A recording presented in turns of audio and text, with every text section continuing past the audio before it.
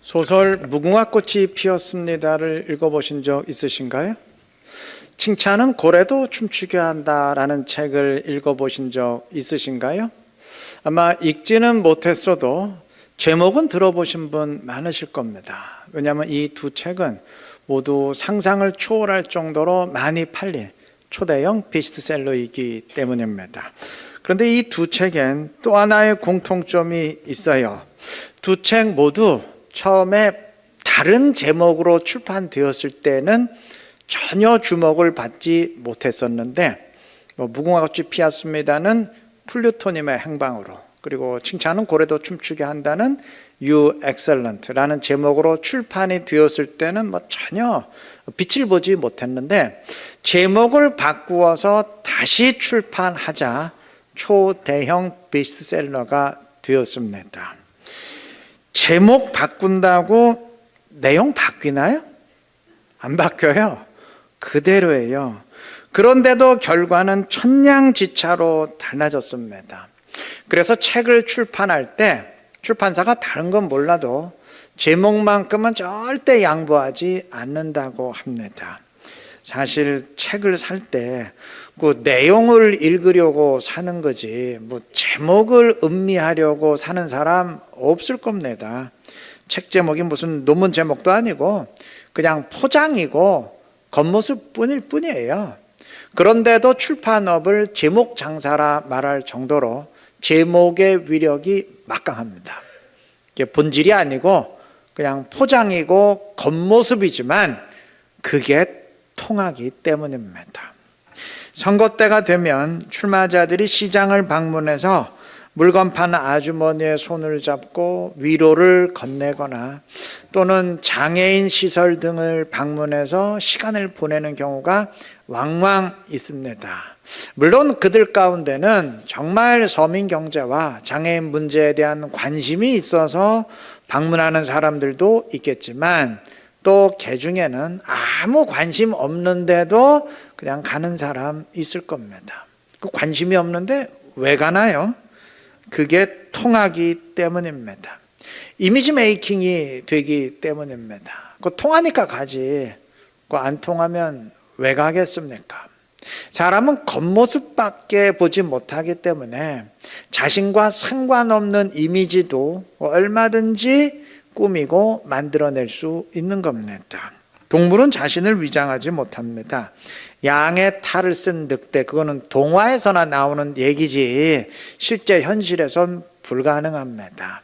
그런데 사람만큼은 늑대가 양의 탈을 쓰는 식으로 얼마든지 자신을 위장하고 포장할 수 있습니다. 그래서 남을 속이고 심지어 자신도 속일 수 있습니다. 어찌 보면 사람은 남에게 속을 때보다 자신에게 속을 때가 훨씬 더 많습니다. 문제는 이러한 위장과 포장이 신앙의 영역에서도 범람한다는 사실입니다. 이스라엘은 하나님의 말씀대로 출애굽했습니다. 출애굽은 한두 사람이 이민을 떠나는 정도가 아니고 수백만 명이 일시에 떠나는 것인데, 이게 상식적으로 가능하겠습니까? 불가능한 일입니다. 그런데도 이스라엘은 일시에 애굽을 떠나 함께 광야를 걸었습니다. 겉모습만 보면 정말 말씀대로 순종하는 사람들인 것 같습니다. 불가능한 일까지도 순종하면서 절대적으로 하나님을 신뢰하는 사람들인 것 같습니다. 근데 이 사람들 정말 신실한 사람들이었나요? 아니죠. 출애굽 이후 몇 개월이 지나자 이들의 본 모습이 밝히 드러났습니다. 이들은 출애굽하고 3개월 뒤 시내 광야에 도착했는데, 모세가 시내산에 올라간 뒤 소식이 없자 아론을 재촉해서 금송아지 우상을 만들고 숭배했습니다. 출애굽기 32장 1절의 증언처럼 이들은 우리를 인도할 신을 만들라 아론에게 요청을 했고, 아론은 금송아지를 만든 뒤 32장 4절에서 이스라엘아, 이는 너희를 애굽 땅에서 인도하여 낸 너희의 신이로다 선포했습니다. 자, 이들이 우리를 인도할 신을 만들라 요청했을 때 어디로 인도해 달라는 얘기인가요? 가나안이죠. 이 사람들은 가나안으로 가자는 사람들이지 가나안 가지 말자는 사람들이 아닙니다. 모세가 시내산에 올라간 뒤 40일이 지나도록 아무 소식이 없는 것을 보니까 모세는 산에서 죽었는가 보다. 그러니 더 이상 지체하지 말고 빨리 가자는 사람들입니다. 이들의 목적지는 분명 가나안입니다. 하나님이 말씀하신 가나안이 이들이 지금 향하고 있는 목적지예요. 그런데 이들은 말씀을 순종하기 위해서 가나안을 향하고 있는 게 아니에요. 젖과 꿀이 흐르는 가나안 땅에 들어가면 애굽의 노예 생활이나 삭막한 광야 생활과는 비교할 수 없는 풍요롭고 여유로운 삶이 기다리고 있어요. 여호와를 믿건 안 믿건 인간이라면 다 그거 원하는 일입니다. 이들은 지금 그 목적에서 가나안을 향하고 있는 겁니다. 이들의 마음이 하나님의 뜻을 순종하는 데 있었다면, 그래서 하나님의 뜻을 이루기 위해 가나안을 향하고 있었다면 그렇게 금송아지 만들진 않았겠지요. 하지만 이들이 마음에 품은 것은 하나님이라기보다는 가나안의 풍요로움입니다. 가나안으로 가라는 하나님의 말씀과 가나안의 풍요로움을 원하는 이들의 마음이 일치했기에 가나안을 향하고 있었던 겁니다. 만약 일치하지 않았다면 어떻게 될까요? 얘기는 달라졌을 겁니다. 일치했기에 가고 있어요. 그러다 보니 가나안을 향하는 길이 지체되니까 금송아지라도 만들고 빨리 가자 하게 되었던 겁니다. 물론 역사에 가정은 없지만 만약 하나님이 이스라엘을 시내산 밑에서 40일 동안 기다리게 하지 않았더라면 어땠을까요? 이 사람들 절대 금송아지 안 만들었을 겁니다. 가나안으로 가고 있는데 왜 만듭니까? 또 가나안에 들어갈 때도 하나님이 출애굽 때처럼 10가지 재앙으로 가나안 족속들을 미리 박살을 낸 뒤 편안하게 들어가게 하셨다면 이들은 절대 애굽으로 돌아가자 반역하진 않았을 겁니다. 자기들이 원하는 대로 다 되고 있는데 왜 돌아갑니까? 자, 만약 그랬더라면 이스라엘의 모습이 어떻게 보였을까요? 아무 문제 없습니다. 이들은 함께 출애굽했고 함께 가나안을 향해 걸었고 함께 들어갑니다. 겉으로 보면 이들은 말씀대로 행하는 사람들입니다. 그것도 아주 열심히 행하는 사람들입니다. 하나님이 기다리게 하는데도 빨리 가자 할 정도로 되려 하나님보다 더 열심인 사람들입니다. 이들의 본 모습을 드러내는 사건들만 터지지 않았다면 이들은 끝까지 신실한 사람들로 보였을 겁니다. 얼마든지 위장과 포장이 가능했을 겁니다. 최선을 다해서 말씀을 순종하는 사람들로 보였을 것이라는 말입니다. 서두에 말씀드렸지 않습니까? 동물과 달리 인간은 얼마든지 탈을 쓰고 위장할 수 있는 존재라고. 우리도 얼마든지 이럴 수 있습니다. 겉으로 볼 땐 정말 주님을 좋아하는 것 같은데 실상은 주님을 통해 얻는 그 무엇이 진짜 원하는 것이고 주를 믿는 것은 그냥 하나의 수단일 수 있습니다. 목사도 겉으로 보면 정말 주님을 위해 목회하는 것 같은데 실상은 자아실현이 목적이고 목회는 하나의 수단일 수 있습니다. 본인도 어디서부터 어디까지가 욕심이고 어디까지가 신앙이지 분간하기 힘들 때도 많습니다. 물론 목사건 교인이건 이렇게 겉과 속이 철저히 다른 경우는 드물겠지만 아마 어정쩡한 경우는 상당히 많을 겁니다. 주님과 교회를 하나의 수단으로 여길 만큼 형편없지는 않지만 그렇다고 주를 위해 사는 것을 삶의 최우선순위에 놓을 정도로 신실하지는 않습니다. 세상을 그대로 추종할 만큼 형편없지는 않지만 그렇다고 세상의 사고방식이 어떠하던 오직 말씀대로만 순종할 정도로 신실하지는 않습니다. 그러면서 스스로 나는 예수 믿는 그리스도인이다 규정하면서 막 겉으로는 상당히 신실한 모습을 보이는 경우는 아마 많을 겁니다. 우리 냉정히 자신을 되돌아보시기 바랍니다. 혹 내가 원하는 것과 주의 말씀이 일치하기에, 아니 최소한 어긋나지는 않기에 믿고 있는 것은 아닌지, 혹 어긋난다면 내가 예수를 믿어야 되나? 갈등하고, 크게 어긋난다면 여지없이 신앙을 버릴 마음은 아닌지, 아직 그러한 본 모습이, 나의 본 모습이 드러날 사건을 만나지 않았기에 계속 신앙을 유지하고 있는 것은 아닌지 냉정히 점검해 보시기 바랍니다. 로마서 12장 2절은 마음을 새롭게 함으로 변화를 받아 라고 말했는데, 정말 우리에겐 새로운 마음의 변화가 필요합니다. 마음의 변화를 강구하시고 그 변화를 이루어 가시기를 바랍니다. 그래서 겉모습만 아름다운 게 아니고 속 마음도 아름다운, 겉과 속이 모두 아름다운 그리스도인으로서 주의 길을 걸으며 주님의 더 큰 기쁨이 되는 지혜롭고 신실한 우리 이루는 게 모든 성도님들 되시기를 바랍니다. 겉과 속이 다른 사람들로 이제 출애굽 백성들을 제가 예로 들었는데, 이러한 면에서 신약에 아주 대표적인 사람들이 있습니다. 대표적으로 책망을 받은 사람들이 있습니다. 누군가요? 바리새인입니다. 대한민국 교회에서 종종 사용하는 표현 가운데 머리만 큰 바리새인이라는 말이 있습니다. 많이 들어보셨을 겁니다.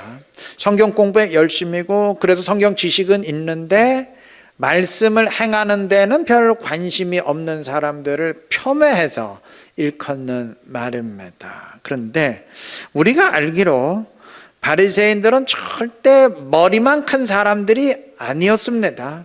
이 사람들은 누구보다도 말씀대로 행하는데 열심을 지녔던 사람입니다. 성경 곳곳이 증언하기에 우리가 다 아는 사실입니다. 당시 유대 사회에서 바리새인들은 굉장한 존경을 받았었는데, 이들이 머리만 큰 사람이었다면 절대 그런 존경 받지 못했을 겁니다. 그런데도 머리만 큰 바리새인이라는 말이 생기는 이유는 아마 마태복음 말씀 때문인 것 같은데, 마태복음 23장 2절과 3절은 이렇게 말합니다. 서기관들과 바리새인들이 모세의 자리에 앉았으니 그들은 말만 하고 행하지 아니하며, 행함이 없다는 얘기죠. 그 다음 4절, 또 무거운 짐을 묶고 사람의 어깨에 지우되 자기는 이것을 한 손가락으로도 움직이려 하지 아니하며, 손가락 하나도 까딱하지 않을 정도로 행함이 없다는 말이죠. 이게 성경의 다른 증언들과는 좀 다르기에 고개를 갸우뚱할 수 있는데, 마태복음 23장이 이렇게 말하는 이유는 서기관들과 바리새인들이라고 하면서 이 두 부류를 한데 묶어서 말하기 때문입니다. 어차피 바리새인도 책망받고 서기관도 책망받았기에 이 두 부류에 대한 책망을 한데 묶어서 말한 것 같은데, 바리새인과 서기관은 엄연히 다릅니다. 본문 누가복음 11장은 주님의 이 마태복음 말씀 기록하면서 이 두 부류에 대한 지적을 명확히 구분을 했는데, 먼저 39절부터 44절까지 화 있을진저 너희 바리새인이여 하면서 바리새인에 대한 지적을 기록했고, 이어서 서기관들에 대한 지적을 기록했습니다. 11장 46절 보시면 이르시되 화 있을진저 너희 율법 교사여, 여기 율법 교사로 번역된 말이 서기관입니다. 너희 서기관이여, 지기 어려운 짐을 사람에게 지우고 너희는 한 손가락도 이 짐에 대지 않는도다. 지금 방금 언급했던 마태복음 말씀이죠. 그러니까 손가락 하나도 안 움직일 정도로 행함이 없는 것은 서기관들의 모습이지 바리새인들의 모습은 아닙니다.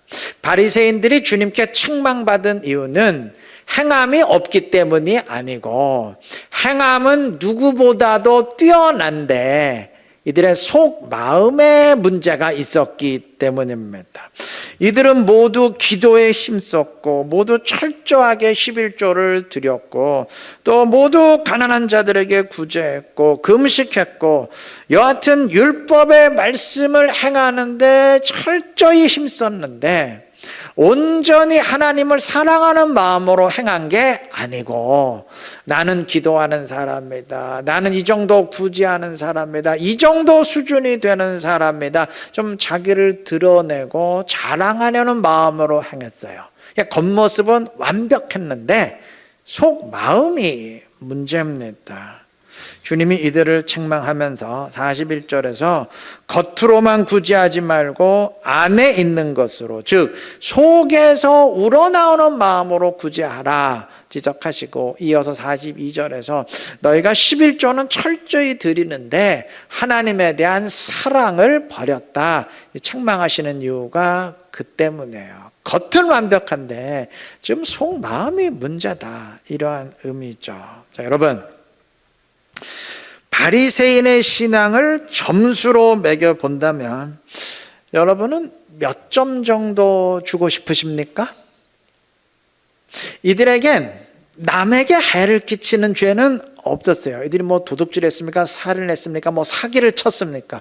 남에게 패 끼치는 죄는 없어요. 이들의 죄는 말씀대로 행하긴 하는데 겉과 속이 다른 위선인데 이들이 만약 오늘 이 시대를 살았다면 어떤 평가를 받을 것 같습니까? 제 생각엔 상당히 높은 평가 받을 겁니다. 제가 농담 삼아서 이 말을 몇 번 했는데 기억나실 거예요. 저는 우리 교회 전체가 바리새인이라도 전 싫지 않을 겁니다. 농담 삼아 했는데 진심이 더 강해요.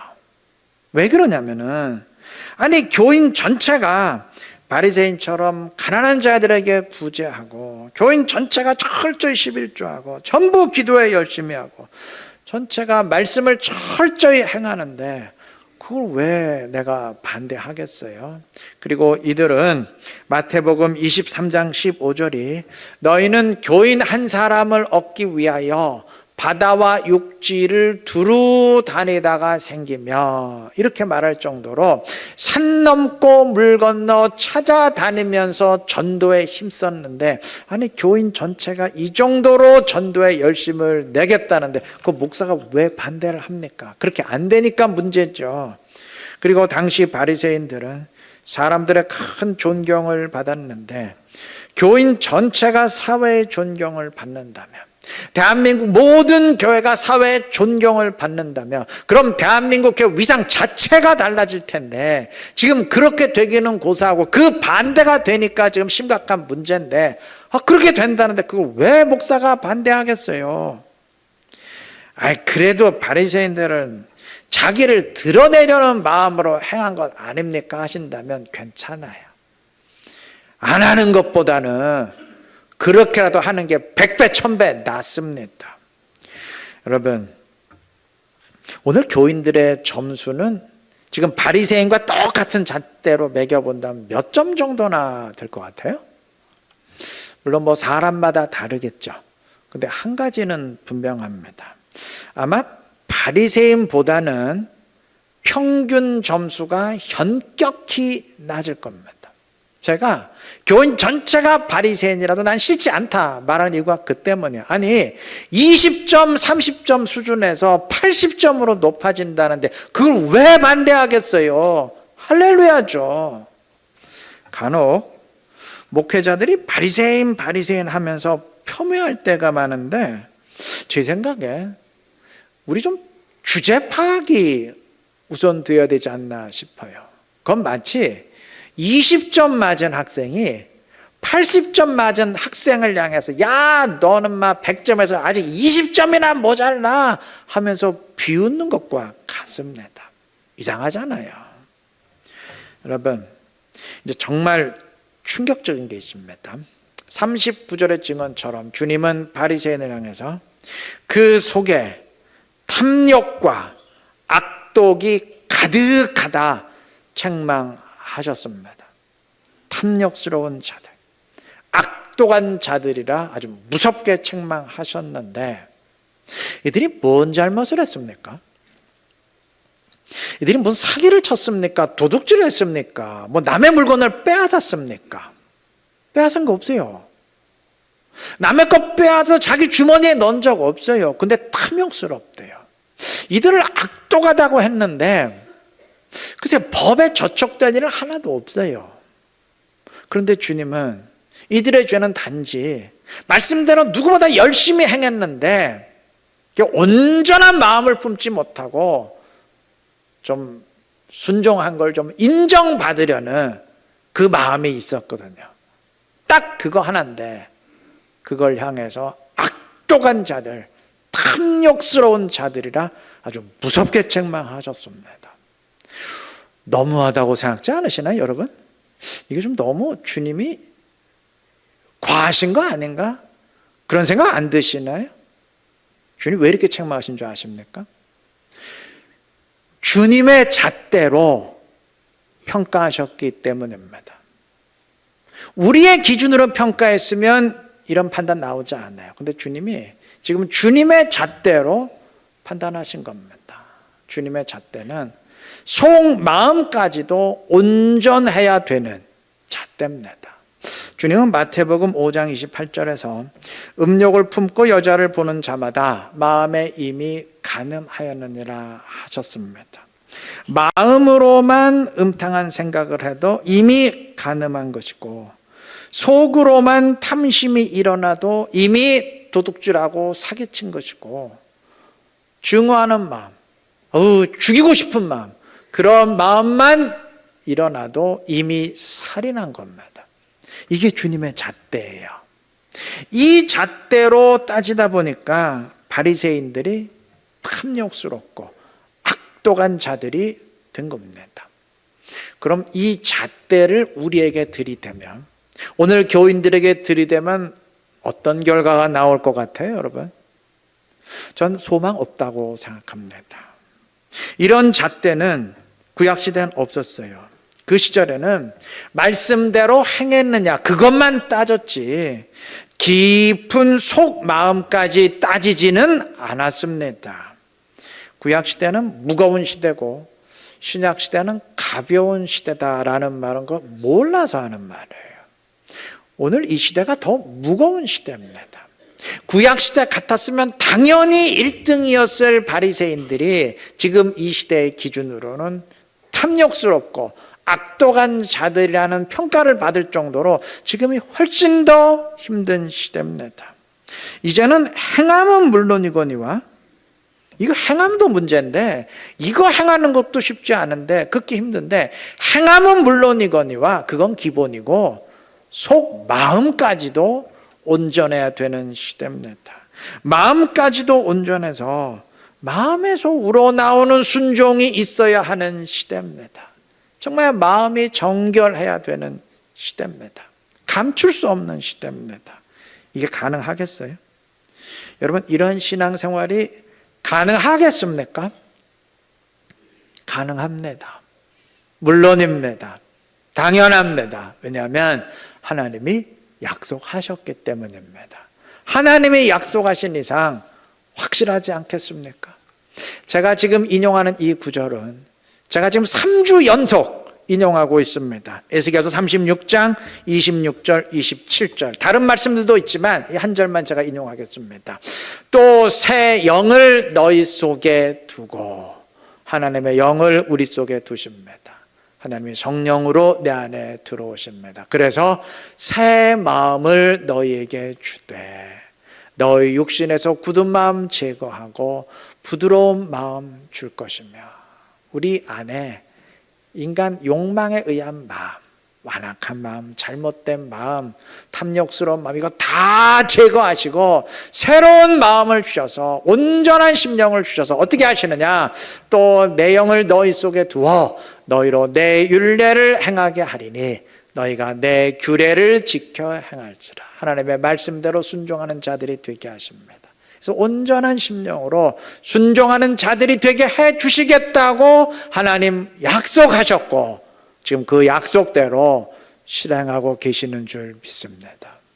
주님이 이렇게 하면 된다, 가능하다 제시해 주셨습니다. 이렇게 되면 겉모습도 온전하고 속마음까지도 온전한 그리스도인이 될 것입니다. 사도행전이 그것을 증언합니다. 제자들은 겉으로는 주님을 따라다녔지만 그들의 속마음은 주님과 전혀 달랐어요. 겉모습만 보면 주님 열심히 따라가는 제자들 같은데 속마음을 보면은 형편없습니다. 예수님이 왕이 되시면 높은 자리에 오를 수 있다, 이런 마음에 누가 높으냐를 놓고 서로 다투었습니다. 이러한 마음을 지녔으니 주님이 죽기까지 낮아지실 때 다 배신하고 도망친 거고 당연한 거 아니겠습니까? 이랬던 제자들에게 성령이 임했을 때 이들이 어떻게 변화되었는지 사도행전이 증언합니다. 높아지려던 마음이 겸손한 심령으로 완전히 바뀌었고 끝까지 순종하는 자들이 되었습니다. 자기 주장하던 자들이 다 자기를 부인하는 자들로 바뀌었습니다. 이게 성경의 증언입니다. 너희도 이렇게 될 수 있다, 이렇게 되라, 그게 성경을 주신 이유 아니겠습니까? 갈라디아서 5장 16절이 말합니다. 너희는 성령을 따라 행하라. 그리하면 육체의 욕심을 이루지 아니하리라. 시기하는 마음, 질투하는 마음, 높아지려는 마음, 내가 너보다는 낫다 하는 마음 등등, 이거 전부 육체의 욕심인데 이런 마음 다 제거되고 거룩한 마음으로 순종할 수 있을까요? 예, 말씀대로 하시면 됩니다. 성령을 내 안에 모시고 성령을 따라 살면 될 것입니다. 하나님의 약속하신 그대로 되어질 것입니다. 감추어진 속마음까지 주님이 따지시겠다는데 이건 인간의 본성으로는 방법 없어요. 답 없습니다. 이건 무조건 절망입니다. 어쩌면 신약 시대는 인간을 절망하게 만듦으로써 그 절망에서 벗어나게 하실 성령을 사모하게 하는 시대가 아닌가, 그런 생각도 듭니다. 하나님은 성령으로 내 안에 오셔서 내 안에 굳은 마음 다 제거하심으로 신실한 마음으로 온전한 심령으로 순종할 수 있게 해 주시겠다 약속하셨고 그 약속대로 지금 실행하고 계십니다. 사도행전이 그것을 증언하고 오늘 우리 주변의 사람들이 그것을 증언합니다. 인간 본성으로는 절망이지만 성령 안에선 희망입니다. 인간 본성으로는 주어진 말씀이 이건 안 되는 거다, 절망이지만 그러나 성령 안에선 당연한 말씀입니다. 주님을 내 안에 모시고 성령을 따라 행하시기를 바랍니다. 주님이 약속하셨으니까 그 약속의 주인공들, 그 약속대로 누리는 주인공들 다 되시기를 바랍니다. 그래서 겉과 속이 모두 신실한 그리스도인으로서 주님의 더 큰 기쁨이 되는 지혜롭고 복된 우리 모두 되시기를 주님의 이름으로 축원합니다.